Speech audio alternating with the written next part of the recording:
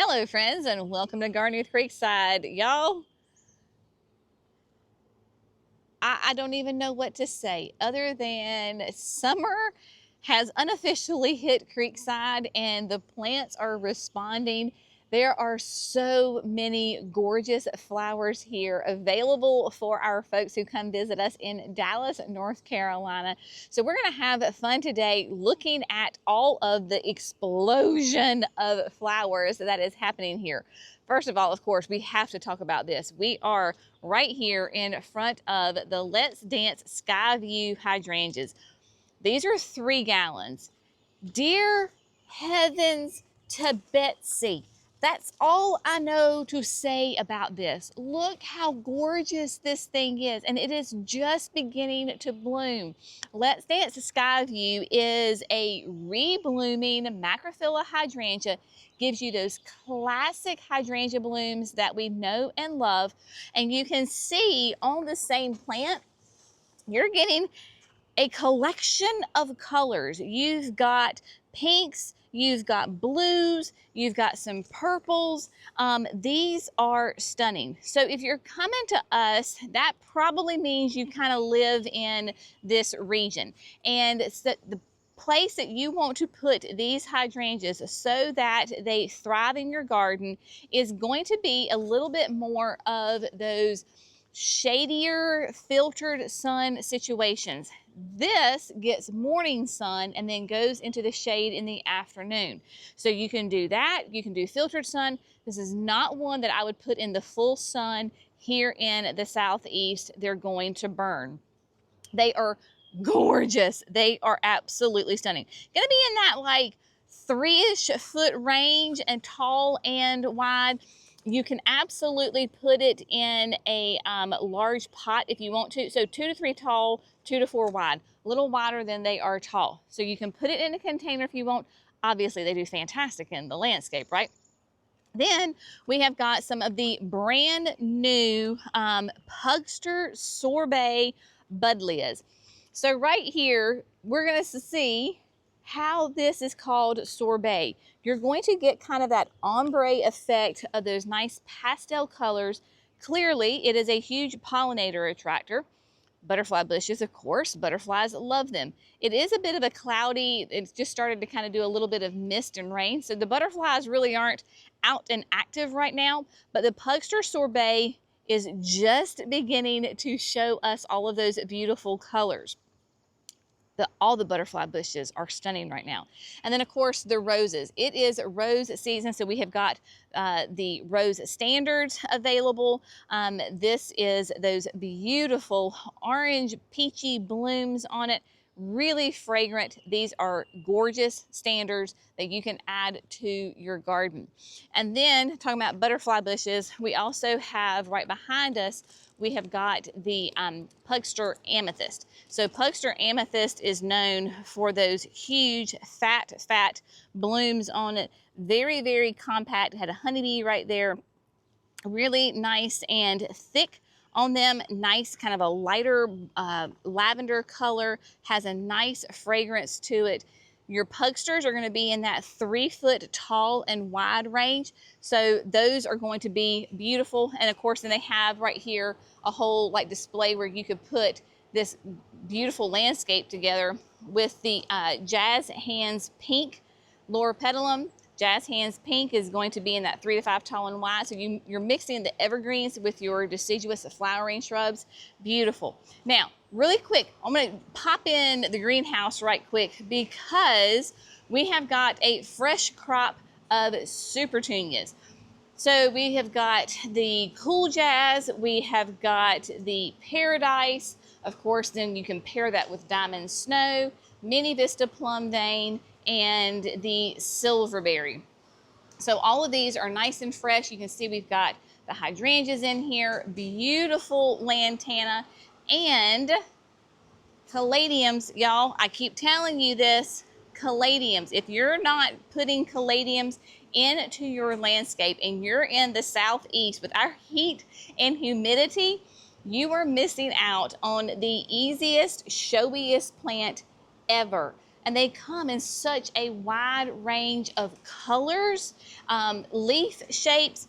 My personal favorite right now happens to be the Creme Brulee. Creme Brulee is brand new this year. Says it's more rated for the shade. Last year when I tested it, it was actually in full hot afternoon sun, and it did really, really well. But you get those, the creams, the pinks, beautiful colors on it. And then Jerry's personal favorite, that is the Creekside champion. That is the Inferno Metallic Orange Petunia. Isn't that cool? I mean, it's like so pretty. It is like this iridescent color. Hummingbirds, massive attractor to this plant because they see those bright, vivid colors. So that petunia is very cool. It's in that Creekside Champion line, of course. So still plenty of colors for you. If you are a shade gardener or you have a spot for the shade, then this little area is going to be for you. Just like the Caladiums are about the easiest, low maintenance, showiest plant, so are these begonias.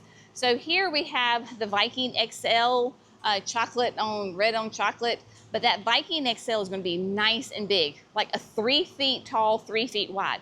Great for containers, nice big containers, or the landscape. I have it at the house, madly in love with this plant. And then you go into the dragon wing begonias. So you've got the red, the white, the pink. These are going to be more for those shadier areas, filtered sun. Landscape containers have that weeping habit, cascading habit. Beautiful. And then, of course, the Rocapuco double Impatiens. Definitely for the shade. Do great in landscape, in containers. Just absolutely beautiful.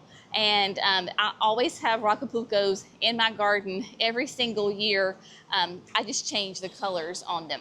So moving on through, tons of options for you. The Pentas are doing great. Love the heat and humidity. They do really well, as does, of course, the Evolvulus. Just lots of options for you. But let's head on down here to the shrub lot, because this is where those flowers continue. And can we take a moment to appreciate the Hayracks? Oh my gosh, they are just bursting with color. Of course, we've had a couple of days of some glorious rain, and they have responded really, really well and are just holding their own, doing great. My goodness, you know, I was thinking, which we probably will have to put them, do like a summer planting with these guys, but I just don't want to touch them right now because they're just so incredibly pretty. But the butterfly bushes definitely have really started to kind of come into their own. So you've got the Miss Violet and the Miss Molly. So you can see the butterflies, they are waking up. So they have come and they are arriving. So the Miss series is going to be those medium-sized budlias for you. So they're going to be in that like 4-ish foot range. They're not going to be the massive giant ones. Have a bit more of a open area habit with the blooms on them. Clearly, the pollinators do not care. This is going to give you a little bit more height. If you want something a little bit more petite, the most petite one, brand new this year, is the Pugster Pico Punch. Look at that intense, like magenta color. And Pico Punch, as its name suggests, is going to be nice and tiny. It is the shortest Pugster out there. It is going to be 1 to 2 feet tall and wide. I do not have any Pico Punch yet. I think I need to grab some and put in the signature garden or something. And then here we have more of the Sorbets, so you can see those in all of their beautiful glory. The blues, the pinker. I do love pinker. Pinker is one of my absolute favorites. Really intense pink flower on it. Now that the sun's kind of coming out now, the butterflies are going to go nuts. And then, of course, roses. Rose season. Look at these. This is, I'm trying to find the tag. That might be, okay, top cream. I think that might be top cream. Beautiful colors on them, whether you want the creams, the pinks, the reds, got them all. And then Hibiscus. Y'all, it is not gonna be long. And this is watermelon ruffles. So watermelon ruffles is kind of this first section right here in the black containers. Mine at the house, and I see a couple of them, have buds on them. Watermelon ruffles, of course, is that super popular dark foliage, beautiful ruffled pinky red bloom on it. It is a gorgeous one. And then, of course, you've got more of the summerifics as we come through here. So those are definitely stealing the show here in just a little bit, along with the hydrangeas. So our smooth hydrangeas, they are very, very happy. So this is storm-proof, nice, big, beautiful buds and blooms on these guys. So your smooth hydrangeas, they are blooming, and then your panicles are coming along. We just pulled up and we have a quick fire, and it is covered, and this is Firelight. And look, Firelight has got buds all over it. So we are going into hydrangea season, which is a beautiful thing.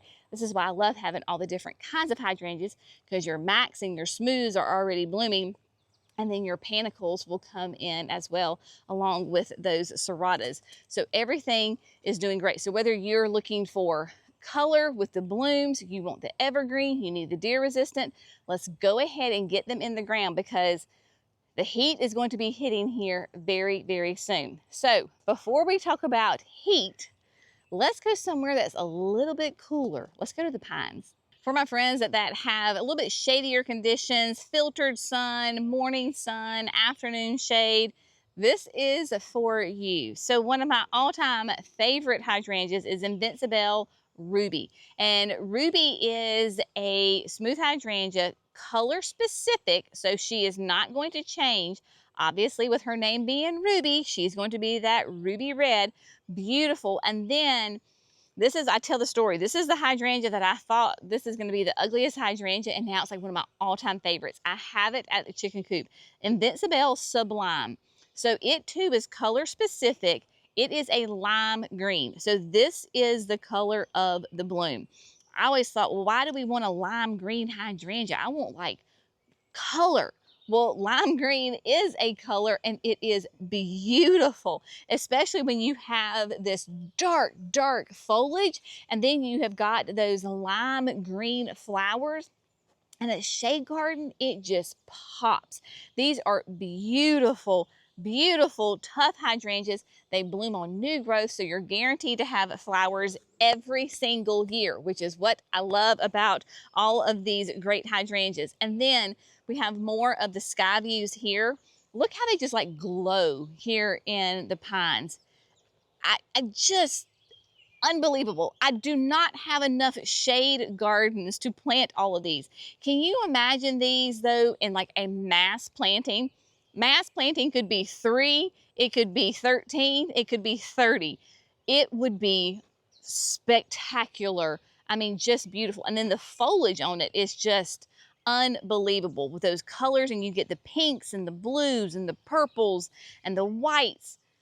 Can you tell I love the hydrangea? It is a beautiful one for sure.